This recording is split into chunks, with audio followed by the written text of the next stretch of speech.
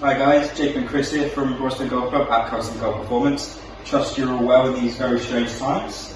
Why are you smiling? I'm not smiling, it's just in very, very strange times. Somber times. Somber times, yeah. So again, we hope you're all well. Welcome to another little video that we're going to do today. Very kind of vain of us, talking about our own golf bags today. Our favourite subject, isn't it? Golf Pro's favourite subject, talking about their own game. And golf equipment. Yeah.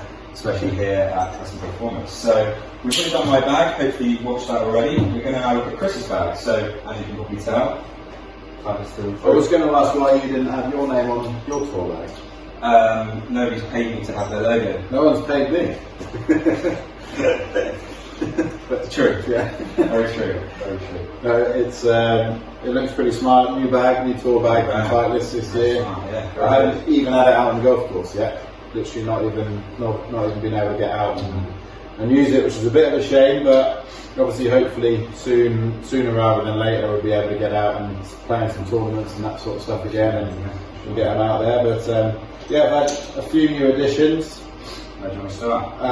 I'll start in the top. So driver. TS2, Cool.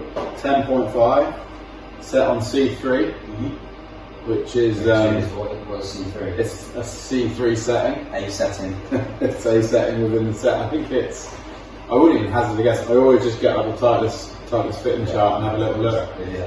I had this fitted from Ben at Titleist, and I haven't touched it since we went over it with him. That's a really important point actually, isn't it? How it's very important to get yourself custom fit, make sure you've got the correct setting, and from there, you know. Yeah, the adjustability is kind of. I've loved this driver since I've got it, and I've never even thought about changing that. You know, I think if your driving goes off the ball, then it's maybe a chance of changing the settings if you see a repeatable sort of miss, if that makes sense. But yeah, been really happy with that. It's got a hazardous smoking, pretty standard shaft.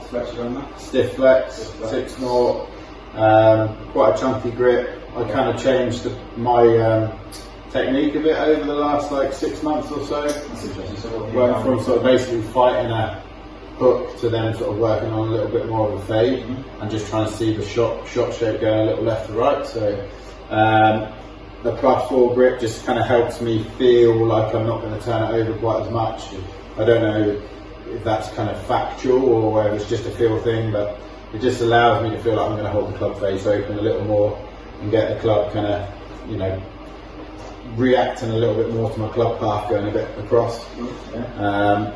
So yeah, that's good. I haven't got a fancy head cover holder like I've got like you. And then basically like a matching 3-wood TS2 again, 16.5 degrees.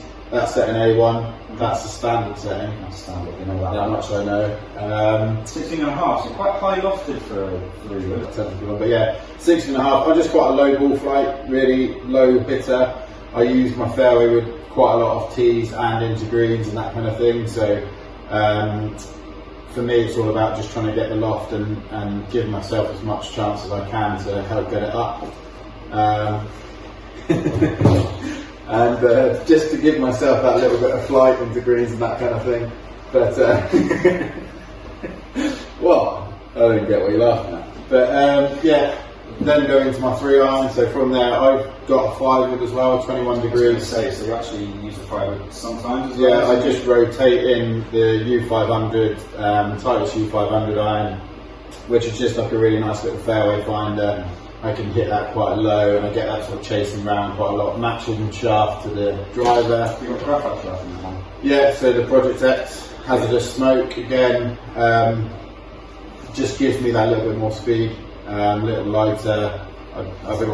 Yeah, just to give me, again, it's quite a powerful kind of club, so that just kind of suits. It seems to be like a bit of a trend as well, that most of these kind of driving irons come with graphite shafts, but I love that. I've had a lot of good use out of that since I've had it in the bag, which is great. And then these I absolutely love, my Titleist T100s. Yeah, so that's a set T100s. They're a cracking looking iron, look a lot like the AP2. I've always kind of used AP2s in the past. went from an AP2 in exactly this spec to T100 in the same spec, just obviously new heads. Just a little trimmer to look down on in an AP2. Top line's a little thinner, isn't it? Top line's a little thinner. It gave me the same kind of, confidence that an AP2 always gave me. So Project X, same as yours actually, Project X LZ, 6mm, 120 grams, so it's not the heaviest. Again, being a little bit of a lower flight, it's quite nice to give me a little more spin, a little bit of a higher flight. And you were fitted for those? Yeah, I fitted myself for my AP2s and then went and saw the guys at Titleist for T100s, and it was kind of the easiest fit ever because I love my AP2s, and I just basically said I want them to do the same as those did. They give me a little more forgiveness, and with these they've got a little more bounce but slightly narrower sole, so your kind of turf interaction is really, really crisp. And good forged head, so just a good all-rounder really. Like for someone who wants something that's really quite traditional to look down on, and a sort of nice easy sort of shape to digest if you like, that wants something that's kind of forged soft and gives them a bit of forgiveness. It's good all-rounder, kind of ticks a lot of boxes. So go 4 to wedge in that, and brand new. These have been on the course a couple of times. My new SM8s. Again, nice little set of black SM8s. Got some black stamping on there, very personal. Some black stamping. Again, Golf Bride multi-compound grip, thickened up to like a mid-size, 50, 54, 58. Gone into kind of slightly different kind of loft configuration. Same shaft, same spec. Let's talk about those lofts again. So you originally were 52, 56, 60? Yeah, 52, 56, 60. And just found I was coming short. I found myself in between yardages quite a lot in my 50. Or my 52, sorry. So I've always found myself not quite being able to reach, or feeling like I had to push it to reach that, and having to hit quite a soft pitching wedge. In and around that sort of 115, 120 mark. So just strengthened up the gap wedge to 50, and then again it makes sense to go 4 degree gaps down from there. It gives me about 10 yards. And still sort of early days. I love the feel of them so far. Just need to get out and use them.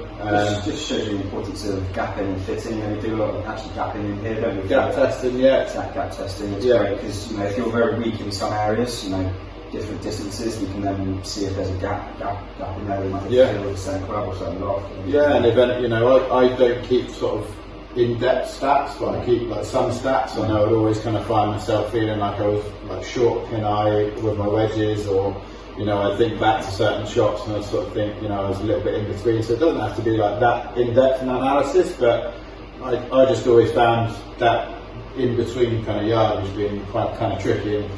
And T100 is pretty traditional kind of loft, 46 degree pitch and wedge, so 50, 54, 58 down from there sounds like a pretty sensible sort of choice. And early days with the 50, but it's definitely coming out a little lower. SM8's kind of helping square it up as well a little bit, sort of centre of gravity story, and feel really crisp and nice for the turf, like the irons do. So all good there really. 14 Titleist clubs, including the putter, the wand, the magic stick.